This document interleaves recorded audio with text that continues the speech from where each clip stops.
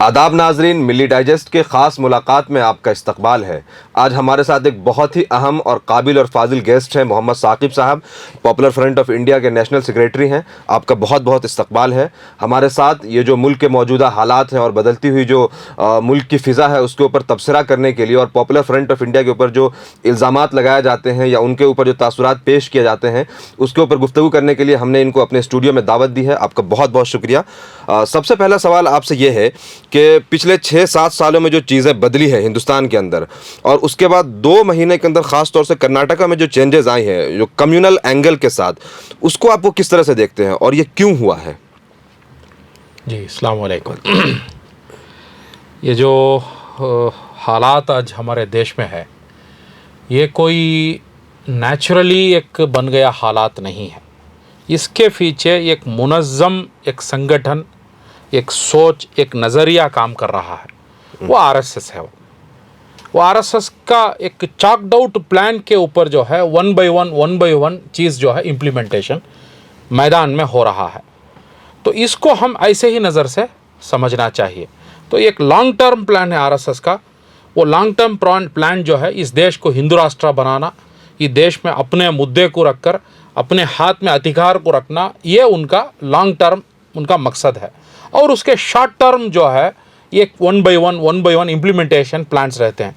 वो implementation plan में वो लोग जो है आगे बढ़ रहे हैं। उसको हम लोग जो है ज़मीनी सतह में आज देख सक रहे हैं। ओके। अच्छा, एक और चीज़ ये है कि अभी रिसेंटली हिजाब का जो है मसला हुआ, काफ़ी ज़्यादा कंट्रोवर्सी हुई और बहुत सारी हमारी जो मिली ऑर्गेनाइजेशंस हैं वो पॉपुलर फ्रंट ऑफ इंडिया के ऊपर जो है इल्ज़ाम लगाते हैं, टारगेट करते हैं कि आपका जो है रद्द-ए-अमल सही नहीं था। और जो मिली तंजीमें हैं उनका खुद का प्रिपरेशन जो है उसको आप किस नज़र से देखते हैं? ये एक बड़ा अफसोसनाक बात है। ये देखो, ये जो आरएसएस का जो काम आज तक हमारे देश के जो मुस्लिम संगठन है या मुस्लिम बड़े बड़े उलेमाए दीन है या बड़े बड़े इदारे हैं, उसको समझकर उसको फेस करने के लिए वो लोग अभी तक तैयार नहीं हुए। ये फैक्ट है। क्योंकि इन लोगों का क्या है सोच, बहुत सारा जो लोगों का सोच क्या है कि खुद ब खुद ये हालात ठीक हो जाएंगे, over time it will be settled and it this problem will be solved. मगर रियलिटी वो नहीं है। देखो, इसको मैं एक मोटी मिसाल से आपके व्यूअर्स को समझने के लिए मैं रखूँगा। थोड़ा जो बीमारी आती है वो ठीक छोटा मोटा इलाज में वो ठीक हो जाएगा, जैसा बुखार ज़ुकाम हो जाती है, उसके लिए बड़ा प्रिपरेशन की कोई ज़रूरत नहीं है। वो ओवर टाइम वो ठीक हो जाएगा। मगर थोड़ा ऐसा बीमारी है, उसके लिए आपको जो है एक डेडिकेटेड प्लान होना है और उसको ओवरकम करने के लिए सैक्रिफाइस करना ही पड़ेगा, कुर्बानी देना ही पड़ेगा। मिसाल पर कैंसर आ गया, आपको गैंग्रीन आ गया, डायबिटिक पेशेंट्स को जो है गैंग्रीन आ जाता है।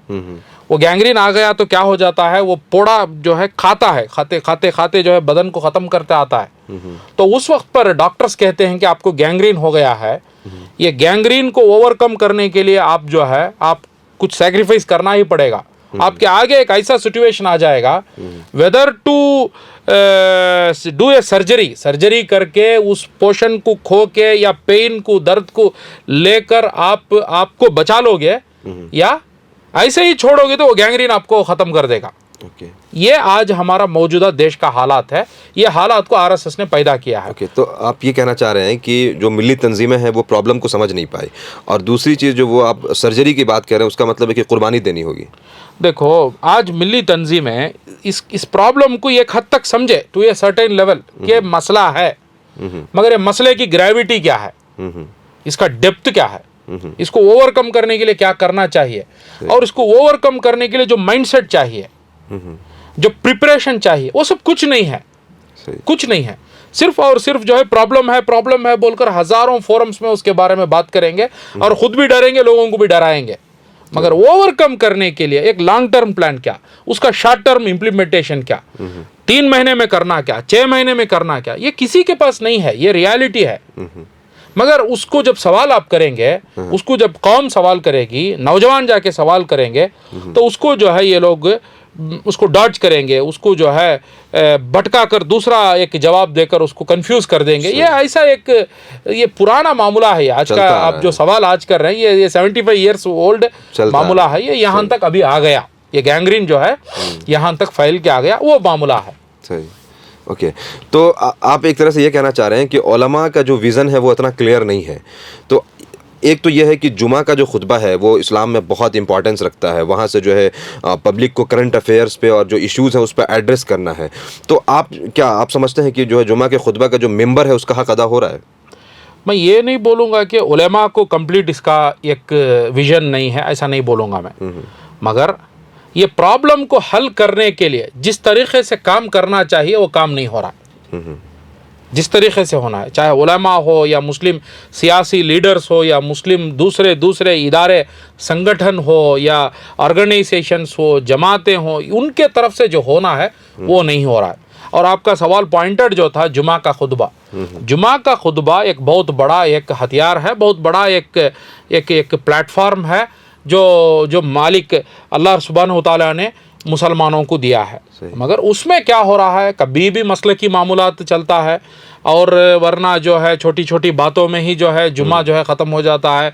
बैठ के पानी पीने में कितनी नेकियां है, आप जो है ये नेकी करेंगे तो आपको क्या मिलेगा, यही बात, हाँ ये बात होना चाहिए, मगर और भी चीज़ें हैं, और भी बहुत सारा चीज़ है जो दीन का हिस्सा है। सही, मगर उस पर क्या फोकस है? ओके। सिर्फ और यही बात हम करते करते वक्त निकालते रहेंगे तो क्या अंजाम अब हम भुगत रहे हैं अभी। सही, मतलब इस्लाम एज अ कॉम्प्रिहेंसिव दीन का जो कंसेप्ट है वो जुमा के खुतबे से निकल गया है। अच्छा, एक और इम्पॉर्टेंट सवाल है, जैसे कि आपने पहले सवाल में एड्रेस किया था कि चूंकि आपके पास विज़न है, आप प्रॉब्लम के रूट कॉज को समझते हैं तो उसके ऊपर काम कर रहे हैं, तो आपके ऊपर तो इल्ज़ाम लगता है कि आप रेडिकल हैं, एक्सट्रीमिस्ट हैं।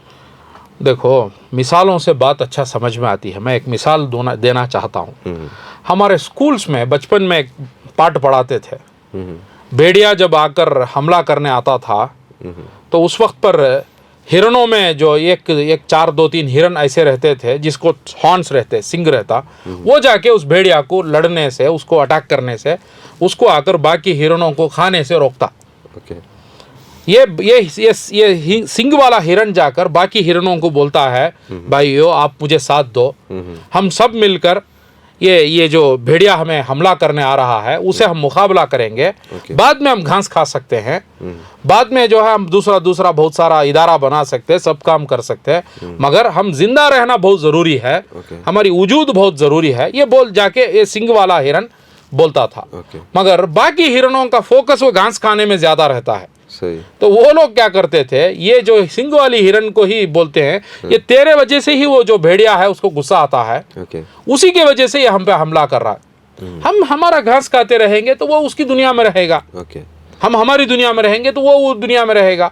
तो ये भेड़िया जो पैगाम बाकी हिरणों को दिया, वो ये हिरन सीरियसली लेकर उसको मान लिया। तो आज हालात भी वही है। एक तरफा जो है आरएसएस का जालिम का हमला होता है तो उस वक्त पर पीएफआई जो है इन एडवांस उसको समझती है, उसको प्रिपरेशन करती है, उसको लोगों को आगाह करती है कि भाइयों हम इस बात को समझो कि हम पूरे इदारे चला सकते हैं, हम बहुत सारा काम कर सकते हैं, मगर शर्त यह है कि we have to protect our self. एक इज्जत की ज़िंदगी चाहिए, एक हमारा रेसिस्टेंस चाहिए, हम लोग को हमारे संविधानिक हुकूक पाने के लिए हम जो है बच के रहना है। ये जब बोलती है, जाकर करती है, तो ये जो भेड़िया जो आरएसएस है वो जो कहती है कि ये पॉपुलर फ्रंट की वजह से सब प्रॉब्लम है, ये पीएफआई ही सबका जो जड़ है, तो ये जो बाकी हिरन जो है वो लोग मान लेते हैं कि यही बात है, भाई ये जो बोलता है वो सही है। अच्छा, एक यही चल रहा है अभी। ये इल्जाम आपका जो है हिजाब कंट्रोवर्सी के टाइम पे भी लगा था कि पीछे जो है पॉपुलर फ्रंट ऑफ इंडिया है, कितनी सच्चाई है इसमें? देखो, ये बड़ी अफसोसनाक बात है कि मुस्लिम तंजीमें, जो बड़े बड़े इदारे हैं, इंटेलेक्चुअल एलीट है, बड़े बड़े जो क्या बोलना इदारों के जो जिम्मेदार है, उन लोगों का 75 ईयर्स में ज़्यादातर वक्त निकला ही मुस्लिम्स को, मुस्लिम संगठनों के खिलाफ बात करना, ये करना वो करना, उसी में निकल गया। फोकस इन लोगों का जो है हालात को, जो मसला है उस आरएसएस का जो जुल्म है उसको दीन क्या कहता है, उस दीनी रास्ते में उसको जो है डील करने में इन लोगों का फोकस रहता तो यहाँ तक पानी नहीं आता अभी। ये गैंग्रीन जो क्या यहाँ तक फैल के नहीं आता। अब ये हिजाब के मामले में वही है, पीएफआई के वजह से हुआ, कैंपस के वजह से हुआ, उनके वजह से ये बहुत आसान है मुस्लिम तंजीमों को मुसलमानों पे उंगली उठाना, बहुत ईजी है।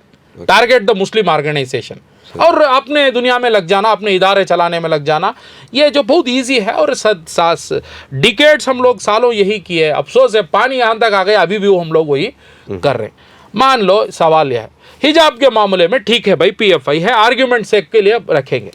हम मेरा सवाल यह है, कश्मीरी फाइल्स आया, क्या पीएफआई बनाई? अभी जो है हलाल फूड का मामला आकर मुसलमानों के रिज़्क पे जो है, मुसलमानों पे बिजनेस पे लात मारने की जो साजिश चल रही है, ये क्या पीएफआई लाई? अभी राजस्थान में कल से दंगे फसाद हुए, मुसलमानों के दुकानों को टारगेट करके जलाया गया, सब हुआ, 29 दुकानों को जला दिया, 35-40 शॉप्स जलाया गया, बिजनेस बर्बाद कर दिया रमजान के महीने में। क्या ये पीएफआई ने किया?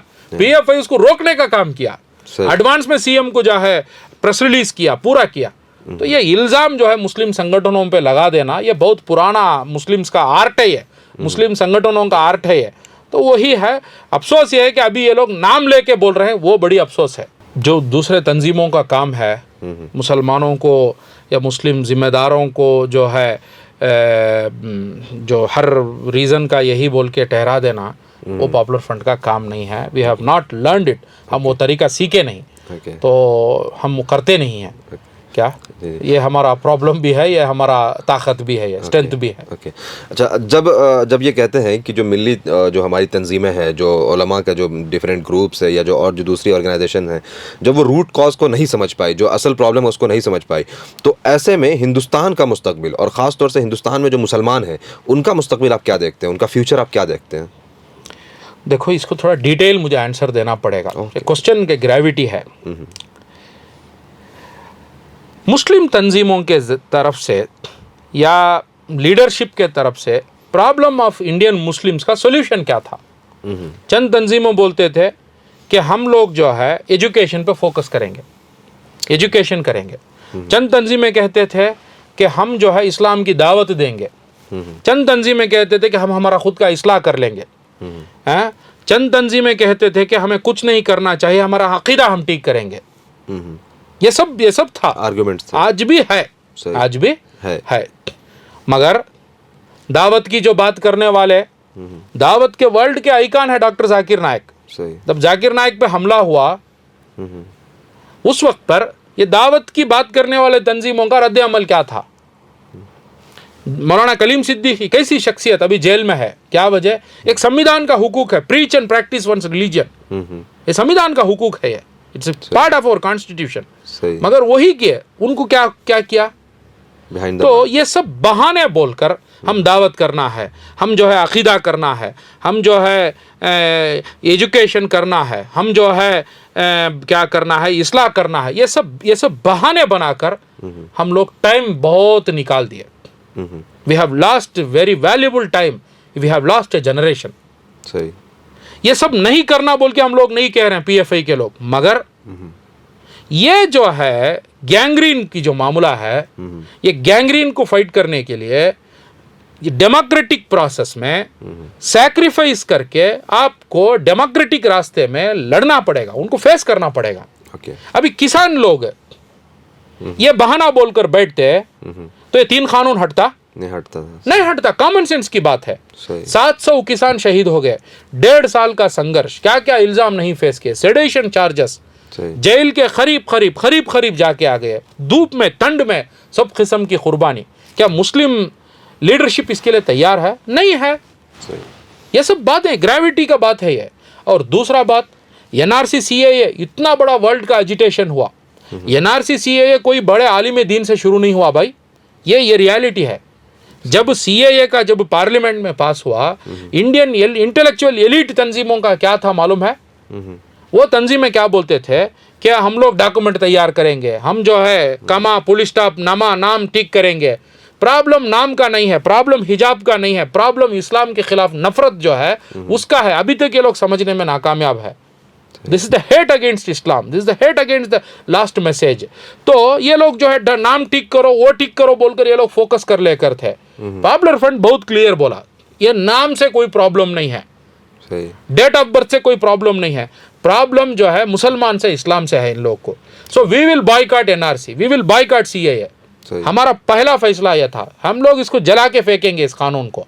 उसके बाद जैसा जो देश में जो है हमारा जो कॉलेज में यूनिवर्सिटीज़ में पढ़ने वाले बच्चे बच्चियां लड़कियां इस इंसाफ की आवाज़ को लेकर जो डेमोक्रेटिक रास्ते में जो एजिटेशन की है, तो हमारे देश के होम मिनिस्टर जो स्पीड में आए वही स्पीड में भाग गए, वापस चले गए। सही।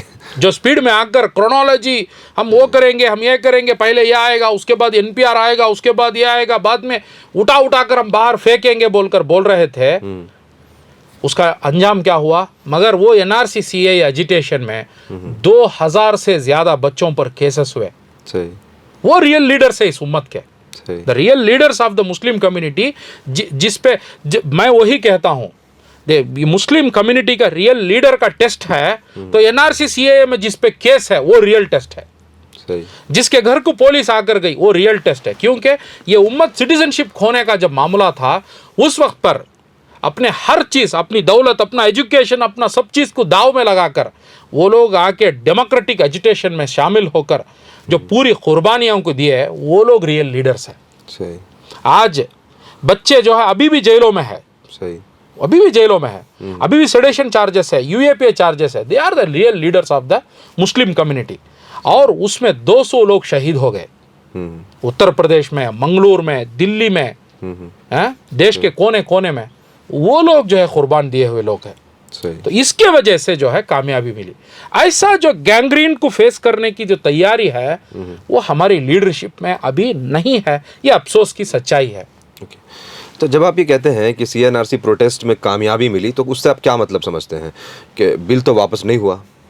देखो, ये क्वेश्चन का एक्चुअल रियलिटी क्या है कि 97 ईयर्स काम करके आरएसएस यहां तक आया है, तो उसको एक एजिटेशन में आप खत्म नहीं कर देंगे। सही। It is a process. RSS एक प्रोसेस है, जुल्म का एक प्रोसेस, उसको फेस करने का भी एक प्रोसेस है। तो अभी जो काम किए आप, ये काम से जो है आपको एक नतीजा मिला, वहां खत्म नहीं हुआ। वो 2000 लोगों पे केस हुआ, 200 लोग शहीद हुए, सब हुआ, वहां खत्म नहीं हुआ, नहीं हुआ। किसान एजिटेशन में भी पूरा मांग फुलफिल नहीं हुआ। It's a continuous process. न्याय और अन्याय का संघर्ष जो है, इंसान जब तक धरती में है तब तक है, वो चलता रहेगा। सही।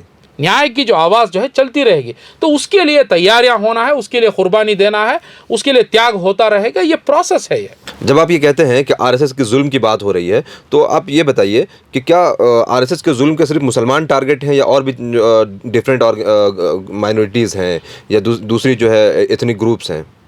देखो, आरएसएस मुसलमान को बताकर ही अपना काम करेगा, क्योंकि सक्सेस फार्मूला है। कौन अपने सक्सेस फार्मूला को खोएगा? सही। सक्सेस हो गया उनको। मुसलमान को विलन बताकर, मुसलमान को दुश्मन बताकर देश में अधिकार में आके बैठने का जो फार्मूला वो लोग सीख लिए। सही। तो क्या किन लोगों पे हो जाएगा, क्या क्या बाकी लोग एससी एसटी लोग, वो ओबीसी लोग फेस करेंगे, वो सब होने वाला है। मगर first and foremost target the Muslim community रहेंगे, है अभी। सही। That is called Islamophobia and it is a very success formula. सही। वो फार्मूला कामयाब है। तो उसको तोड़ने के लिए, उससे ओवरकम करने के लिए कम्युनिटी की तरफ से क्या प्लान है? कम्युनिटी के पास अगले 3 महीने का क्या प्लान है? जो मुस्लिम्स लीडरशिप आकर इल्ज़ाम लगाते हैं, तो वो इल्ज़ाम लगाने वालों के पास क्या प्लान है? कोई प्लान है? नहीं है। अच्छा, तो यहाँ पे 2 सवाल है। एक तो ये है कि जो मुस्लिम दूसरी ऑर्गेनाइजेशन जो इल्ज़ाम लगाती हैं, उनके पास क्या प्लान है?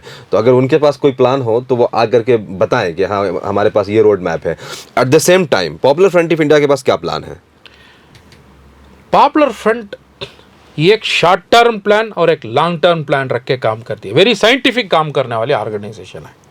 सही। युवा को संविधान पे भरोसा रखकर, न्याय प्रक्रिया पे भरोसा रखकर, दीन का काम बोल के समझकर, इंसाफ की जिद्दोजहद में उनको शामिल करने के लिए उनको ट्रेन करना, उनको डेवलप करना, उनको जो है इंडेक्ट करना, उनको भटक कर जो है आतंक या दूसरे रास्ते में जाने से उनको रोक कर एक डेमोक्रेटिक स्ट्रगल में, एक जुडिशियल स्ट्रगल प्रोसेस में, और दूसरा जो कामों में उनको पार्टिसिपेट करने वाले बनाना। सिर्फ फिक्र करना, सिर्फ रंज इजहार करना, सिर्फ अफसोस करना, इससे कुछ होने वाला नहीं है। उनको पार्टिसिपेट कराना। ये पार्टिसिपेशन प्रोसेस में जो है वो लोग लर्न करते हैं। When you engage, when you give them task, they learn. तो लर्न करके एक लीडरशिप उभर के आती है। वो बूथ से लेकर, वार्ड से लेकर, असेंबली से लेकर, डिस्ट्रिक्ट से लेकर, स्टेट से लेकर नेशनल तक उभर कर आती है। ऐसी एक लीडरशिप आना है, वो लीडरशिप हमारी फ्यूचर है। तो ये प्रोसेस है, ये तो एक शॉर्ट टर्म प्लान है, एक लॉन्ग टर्म प्लान है। तो अलग अलग प्लेटफॉर्म्स रहते हैं उसको। उसके लिए मीडिया एक बहुत बड़ा प्लेटफॉर्म है, जुडिशियल स्ट्रगल एक प्लेटफॉर्म है, डेमोक्रेटिक स्ट्रगल एक प्लेटफॉर्म है, एजुकेशन एक बहुत बड़ा प्लेटफॉर्म है, मस्जिद एक बहुत बड़ा प्लेटफॉर्म है, सिस्टर्स विमेंस के अंदर बहुत काम करना है। तो ऐसे अलग अलग जो सेक्टर्स है जिस पे हम फोकस करके काम करना है और पॉपुलर फ्रंट करती है। ओके, अच्छा, जुडिशरी की जब आप बात करते हैं और उसमें जब भरोसे की बात करते हैं, तो अभी रिसेंटली एक हफ्ते में अजीब अजीब से जो है वर्डिक्ट्स आए हैं। हाई कोर्ट का वर्डिक्ट हिजाब के ऊपर आया, जो है नॉन एसेंशियल कह रहे हैं। उसके बाद अगर आप कोई हेट स्पीच देते हैं मुस्कुरा करके, तो वो हेट स्पीच नहीं है। इस तरह के और भी कई सारे जो है वर्डिक्ट्स आए हैं। तो फिर आप इसको कैसे देखते हैं? जुडिशरी तो बहुत ज़्यादा बायस हो रही है मुसलमानों के लिए। देखो, मजलूम कौम का आखिरी जो भरोसा है वो जुडिशरी है। ओके, कुचले गए लोगों का सबसे the final thing is judiciary. Democracy का रियल टेस्ट भी क्या है? एक आज़ाद जुडिशरी। आज मेरे देश में वो हमले में है, ये हम मानते हैं, मगर चारा क्या है? उस जुडिशरी पे कंप्लीट भरोसा खो के बाहर आ जाना इसका सोल्यूशन नहीं है, इसका सोल्यूशन नहीं है। हम जो है ये जुडिशियल प्रोसेस में ही इन्वॉल्व होकर उसको ठीक कर सकते हैं। और देखो, सिस्टम पे हमें अटूट भरोसा होना, सिस्टम में रहने वाले लोग जो है कहीं ना कहीं आरएसएस के साथ जुड़कर काम करेंगे। मगर सिस्टम ब्यूटीफुल सिस्टम है इंडिया का। जो डॉक्टर बाबा साहब अम्बेडकर का जो सिस्टम जो दिया गया है, जो संविधानिक जो प्रक्रिया है, जो इंस्टीट्यूशंस के ऊपर जो डेमोक्रेटिक प्रोसेस जो खड़ा है, ये बहुत ब्यूटीफुल सिस्टम है। मॉडर्न इंसान जो डिवाइस करके जो लाया, उसमें बहुत अच्छा सिस्टम है। दुनिया के जो सिस्टम आए उसमें एक अच्छा सिस्टम है। मगर इसको कैंसर आरएसएस जो है ये गैंग्रीन जाकर उसके अलग अलग जगह में वो काम करने के लिए उसको नहीं दे रहा है। तो उसको ओवरकम करने का काम हमें करना है, ना कि हम वो सिस्टम को ही जो है हम उसकी मुखालिफत करेंगे तो उसमें हमें कुछ नहीं मिलेगा और करना भी जो है नुकसानमंद रहेगा। दूसरा मोटी मिसाल है, मेरे घर में जो है ये क्रैक आ गया, या मेरे घर में जो है मेरे एक जहरीला पेड़ आ गया, तो जहरीले पेड़ को हम हटाएंगे तो या पूरे घर को हम गिराएंगे? तो जहरीले पेड़ को हटाएंगे ना। तो वो आरएसएस जो है एक जहरीला पेड़ है, वो घर में आ गया है, उसको हटाएंगे तो घर ठीक हो जाएगा। अच्छा, जब आप ये कहते हैं कि जुडिशरी पे हमें फेथ रख करके वहाँ से इंसाफ के लिए उम्मीदें रखनी है, तो दूसरी और बहुत सारी इंस्टीट्यूशन है जो मुसलमानों के खिलाफ कंटिन्यूअस हेट फैला रही हैं, जिसमें मीडिया का बहुत बड़ा रोल है, चाहे वो मेन स्ट्रीम मीडिया हो। मैं कन्नड़ा मीडिया की बात करता हूँ, छोटी छोटी मासूम बच्चों के पीछे भाग करके उनको जो हैरेस कर रहे हैं। और कुछ डिबेट्स मैंने देखे कि वहाँ पर डिबेट्स नहीं बल्कि एक जो है वो एक हेट फैक्ट्री है, जहाँ पर मुसलमान भी पैनलिस्ट है और आ करके वाहियात तरीके से चिल्ला रहे हैं। तो इसको आप कैसे देखते हैं और आप इसका काउंटर में क्या सोचते हैं? देखो, आरएसएस जो इंस्टीट्यूशंस को अपने इख्तियार में लिया, उसमें मीडिया भी एक है। मीडिया जो है उस ज़माने से ही प्रो अपर कास्ट एक काम किया है हमारे देश में, और आज तो उसको कम्प्लीटली कंट्रोल में ले लिया आरएसएस। तो मेन स्ट्रीम मीडिया मजबूर मीडिया है, इसको ऐसा समझना है। मेन स्ट्रीम मीडिया मजबूर मीडिया, उसके जो खर्चे है, उसके अखराजात को निकालने के लिए गुलामी वो करना ही पड़ेगा, बिस्कुट के पीछे उसको जाना ही पड़ेगा। ये मेन स्ट्रीम मीडिया की रियलिटी है। अब दूसरा, मगर ये वंचित कुचले गए कौमों को, खासकर मुसलमानों को कौन रोका कि आप अपना पैगाम दुनिया के आगे रखो? सही, यू डू योर जॉब, आप रखो, आप आपका अल्टरनेट प्लेटफॉर्म्स को डेवलप करो, एवॉल्व करो, आप उस पर खर्च करो, आपका रिसोर्सेस को स्पेंड करो। हाँ, ऐसा नहीं कि अल्टरनेट प्लेटफॉर्म्स को आप बना लेंगे, आपको आज़ादी से करने छोड़ दिया जाएगा, ऐसा नहीं। वो 7 साल के पहले का इंडिया था वो। अभी ये 7 साल के बाद के इंडिया में, इसमें भी आप पे जो है आतंक के केस डालेंगे, इसमें भी जो है आपके घर को पुलिस आएगा, इसमें भी जो है आपको हरासमेंट रहेगा। मगर ये गैंग्रीन से लड़ने के लिए ये सब कुर्बानियों के लिए तैयार होके मीडिया में आना पड़ेगा। एक ज़माना ऐसा था, मीडिया बोले तो सुकून से हम काम कर सकते, रिस्क फ्री जॉब है, we will be safe guarded, that camera will protect me. No, वो डायनामिक्स अभी चेंज हो चुका है। बिल्कुल आप सही कह रहे हैं, क्योंकि एडमिनिस्ट्रेशन के बहुत सारे लोगों को कैमरे के सामने गाली बोलते हुए देखा गया है। अच्छा, मेरा ये सवाल है मीडिया के ताल्लुक से, जब मुस्लिम पैनलिस्ट जाते हैं और डिबेट्स में, एक तो ये है कि मेरा ख्याल है कि वो इनकम्प्लीट आर्गूमेंट्स देते हैं और फिर वो सही से आर्गूमेंट पेश नहीं कर पाते हैं, और उसके बजाय जो है ऐसे ऐसे आर्गूमेंट्स लाते हैं जिससे और नफरत फैलेगी। तो आपको नहीं लगता है कि आपके ऑर्गेनाइजेशन के पास ऐसे जो है प्रिपेयर्ड और जो है ट्रेंड लोग होने चाहिए जो जाके पैनल में बैठे और बेहतरीन तरीके से चीज़ों को रिफ्यूट करें? देखो, मेन स्ट्रीम मीडिया में एक विलन को वो लोग लाएंगे, वो विलन जो है एक कम्युनिटी से किसी को लाएंगे वो लोग। हाँ, हम उसको जो है एक्सपोज करना है। तारिक फतेह की बात कर रहे हैं क्या आप? वो उसको जो है एक्सपोज हम करना है। कम्युनिटी से किसी को लाएंगे, वो लोग लाकर उधर बिठाएंगे, बिठाकर उसको जो है सवाल करेंगे, जिससे इस्लाम और मुसलमानों की बदनामी हो, जिसमें मुसलमानों की डिग्निटी और गिरे। ये सब काम वो लोग करेंगे। एक प्लान है ये, मगर इसको हम लोग समझकर अच्छे लोगों को डेवलप करके लाना है, जिसको इकोनॉमी का नॉलेज हो, जिसको पॉलिटिक्स का नॉलेज हो, जिसको पुलिस एंड ब्यूरोक्रेसी का नॉलेज हो, जिसको जो है दीन का नॉलेज हो। ऐसे लोगों को लाना है। इट्स अ प्रोसेस, वो चल रहा है। मगर ये आप कर भी लेंगे तो ये लोगों को मेन स्ट्रीम मीडिया हर बार बुलाएगी, ऐसा भी नहीं है। सही। उनके जो पपेट्स को वो लोग बुलाएंगे, तो उन लोग को एक्सपोज करना भी हमारा काम है। ओके। अच्छा, एक और चीज़, जैसे हिजाब का मसला हुआ, हलाल मीट का मामला हुआ है, कर्नाटक में और भी बहुत सारे इंसिडेंट्स हुए हैं, इस्लामोफोबिक इंसिडेंट्स। तो उलमा का जो रोल है, जैसे ख़ास तौर से हिजाब के ताल्लुक से हम देखते हैं कि बहुत सारी फेमिनिस्ट या फिर जो दूसरे ऐसे इंटेलेक्चुअल जिनको इस्लाम का सही नॉलेज नहीं है, वो जा करके खुद बेपर्दा हैं और हिजाब के ऊपर बात करते हैं। तो आपको नहीं लगता कि उलमा या फिर जो इस तरह की हमारी ऑर्गेनाइजेशन है वो जा करके हिजाब की जो एसेंशियलिटी है उसके ऊपर गुफ्तगू करते हैं? क्या आपको नहीं लगता कि वहाँ पर ज़रा चूक हुआ है? देखो, उलमाए दीन को आज के ज़माने में कम से कम जिसको मौजूदा हालात की हकीकत या उससे वाकिफ़ है, हिम्मत के साथ थोड़े लोगों को आगे आना ही पड़ेगा। ओके। उसके अलावा काम नहीं चलेगा। ओके। तो वो लोग आकर पैगाम को जब सेट करेंगे, बाकी उलमा उसको फॉलो करेंगे। सिर्फ हम लोग मसलक और अक़ीदे के मामले में मुलव्विस रहेंगे और हम बोलेंगे कि हम अंबिया के वारिस है, तो कौम बदजन हो जाएगी। ऑलरेडी युवा पीढ़ी जो है उलमा को जो है जिस इज्जत से देखना चाहिए, जिस रेस्पेक्ट उनको देना है, वैसा नहीं देख रहा है। नहीं, मैं यहाँ पे थोड़ा सा माजरत के साथ, क्योंकि अभी जो कर्नाटक बंद हुआ था, अमीर शरीयत की तरफ से एक कॉल आया और पूरा कर्नाटक जो मुस्लिम मेजोरिटी एरियाज थे वो बिल्कुल बंद था ख़ास तौर से। तो मैं समझता हूँ कि आवाम जो है वो उलमा की तरफ लीडरशिप के नज़र से देख रही है। तो मेरा ख्याल है कि उनकी जो है, मैं क्या बोल रहा हूँ, वो जो देख रही है उसको हम बचा के रखना है, उसको हम खोना नहीं। सही। उसको खोना नहीं हम लोग। अमीर शरीयत की जो जो जो जो जो जो the power of that responsibility, जो जिम्मेदारी का जो पावर है, उसको हम बचा के रखना है। बचा के रखने के लिए क्या करना पड़ेगा, जो मिल्लत का जो हालात है उस हालात में राइट टाइम पे राइट फैसला लेना पड़ेगा। हिम्मत से थोड़े कामों को आगे लेके जाना पड़ेगा। हाँ, मुस्लिम लीडरशिप में बहुत सारे लोग आके डराएंगे, उनको जो है कमज़ोर करने की कोशिश करेंगे। आज कम्युनिटी की ऐसी हालात है, घास खाने वाली हिरन ज़्यादा है, फेस करने वाली हिरन बहुत कम है। ये घास खाने वाली हिरन आके क्या बोलेगी, हम कुछ करेंगे तो भेड़िया हमें हमला कर देगा, तो आप खामोश रहो, खामोश रहो। तो ये चलेगा, ये प्रक्रिया चलेगा। तो उसके लिए थोड़े वो लोग असर्टिव यानी और हालात को समझकर संजीदगी से, हिम्मत के साथ, इस्तिकामत के साथ ये मामले को फेस करना पड़ेगा। अच्छा, जब आप ये कहते हैं कि घास खाने वाली जो हिरनें हैं वो ज़्यादा हैं, या कौम में ऐसे लोग आएंगे जो आपको डराएंगे, या फिर ये कहते हैं कि जो है उलमा से हम बड़ी उम्मीदें रखते हैं, तो आपने शुरू में एक बात कही थी कि सर्जरी करना होगा। सर्जरी मतलब कुर्बानी देनी होगी। तो कौन लोग होंगे जो कुर्बानी देंगे? यानी कौम के बका के लिए, कम्युनिटी को बचाने के लिए, देश को बचाने के लिए वो कौन लोग होंगे जो कुर्बानी देंगे?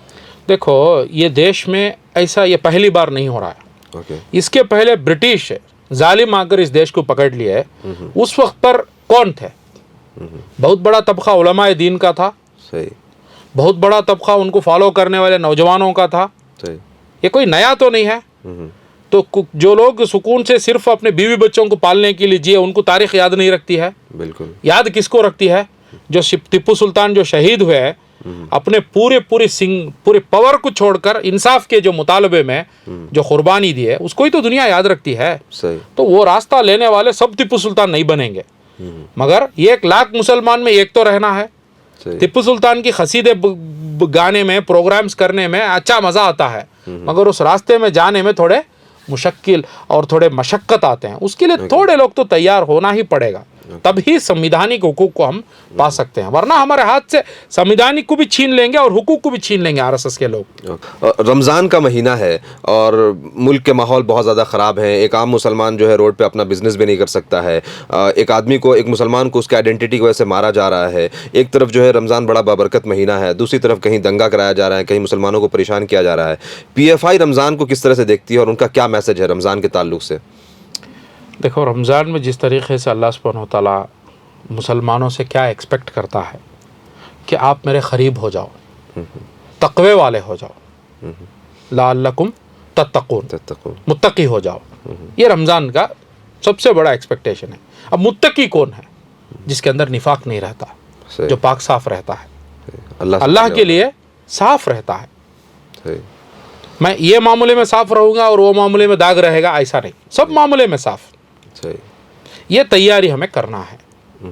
हालात जो है बहुत नासाज है, it is very serious. In serious हालातों को फेस करने के लिए अल्लाह से हम दुआ करना है, सब्रन व सब्बित अक़दामना, या अल्लाह सब्र दे और साबित कदमी दे। तेरे राह में जो है, जो आने वाले संघर्षों को फेस करने के लिए हमें तैयारी दे, और उस वक्त पर जो हिम्मत और इस्तिक़ामत होना है वो दे। वो पूछने का महीना है रमज़ान, और वो रमज़ान के महीने में ही जो है बहुत सारा जो इस्लामी तारीख़ में आप देखेंगे युद्ध हुआ और उसमें कामयाबी मिली, और सबसे पहली जंग रमज़ान के महीने में हुई, द बैटल ऑफ बदर, तो रमज़ान में हुई। तो ये सब चीज़ जो है, मैं वही कहता हूँ, उलमाए दीन जो है जुमा में जिक्र करना है, क्योंकि हम ये नहीं समझना कि आज हमारी तारीख़ ख़त्म हो गई। तारीख़ शुरू हो रही है अभी। ब्रिटिश की तारीख़ ख़त्म हुई तो फिर एक तारीख़ शुरू हुई। अब आरएसएस की तारीख़ यहाँ तक आई है तो उसको ख़त्म करके एक नई तारीख़ शुरू होना है। History repeats itself. तो उसके लिए जो है हम इंसाफ पसंद लोगों को, डेमोक्रेसी को बचाने वाले लोगों को तैयार करना है। वो रमज़ान की तैयारी है। स्पिरिचुअल प्रिपरेशन होना है। स्पिरिचुअल प्रिपरेशन ऐसा होना है टू फेस, हालात को फेस करने वाले लोग हैं, आजमाइश को फेस करने वाले लोग। ये रमज़ान का प्रिपरेशन, ये नज़रिए से पॉपुलर फ्रंट देखती है। इंसाफ की जिद्दोजहद में हम लोगों को तैयार करना है। अच्छा, एक आखिरी सवाल है। एक तरफ ये कि आरएसएस एक तंजीम जो मुसलमानों को बिल्कुल ख़त्म करने के दर पे है, तो उनके लिए आपका क्या मैसेज है? और जो हमारे मुस्लिम नौजवान हैं उनके लिए आपका क्या मैसेज है? यानी उनसे किस तरह से डट करके मुकाबला करना है? आरएसएस क्या कहती है, क्या करती है, it is none of our business. वो उनका काम है, हम हमारा काम करेंगे। हमारा काम यह है कि हम हमारे संविधानिक हुकूक को पाने के लिए हम तैयार हैं। हम उसकी जिद्दोजहद में तैयार हैं। हम काम करेंगे, लोगों को तैयार करेंगे संविधान को प्रोटेक्ट करके, संविधानिक हुकूक को पाने के लिए। इसके ऊपर जो है कोई नहीं चलेगा। ये जो आरएसएस का जो प्रपोजल है इंडिया के लिए, वो यूनिफाई करेंगे, हम जो है हेगेमोनी करेंगे, हमारा राज चलेगा, हम अधिकार में रहेंगे, ये नहीं चलेगा। इधर जो परसेंटेज में मुसलमान हैं उनका हक उनको मिलना ही चाहिए, जो परसेंटेज में दलित है उनका हक उनको मिलना ही चाहिए। तो इसके लिए जिम्मेदारी को लेने वाली एक मुस्लिम एक बहुत बड़ा एक तबका तैयार होना है। वो यही उम्मीद है हमारे नौजवानों से। हम जो है डर डर के व्हाट्सएप को शेयर करेंगे, देखेंगे, इससे कुछ होने वाला नहीं है। कॉन्फिडेंस के साथ, पॉजिटिव एटीट्यूड के साथ हम आगे बढ़ेंगे तो डेफिनेटली जो है बहुत अच्छा फ्यूचर ये देश का है, यहाँ के लोगों का है। बहुत बहुत शुक्रिया आपका हमारे स्टूडियो में आने के लिए और अपना कीमती वक्त देने के लिए। उम्मीद करते हैं आपको ये गुफ्तगू पसंद आई हो। कमेंट में ज़रूर बताएं कि वीडियो आपको कैसा लगा। मिल्ली डाइजेस्ट को सपोर्ट करने के लिए सब्सक्राइब करें। Thank you.